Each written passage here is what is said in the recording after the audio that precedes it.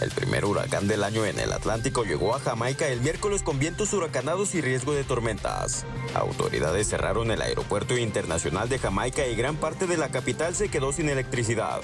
La lluvia y los fuertes vientos azotaron la isla durante horas, mientras los residentes hacían caso al llamamiento de las autoridades de refugiarse hasta que pase la tormenta. El primer ministro Andrew Holness dijo el martes por la tarde que cerca de 500 personas se encontraban en refugios. Al mediodía ya se escuchaba el ulular del viento en la capital, que convertía el mar en agitadas crestas mientras el ojo de Beryl rozaba la costa sur de la isla. John Porter, meteorólogo en jefe de AccuWeather, declaró: la amenaza por huracán más fuerte y peligrosa a la que Jamaica se ha enfrentado probablemente en décadas.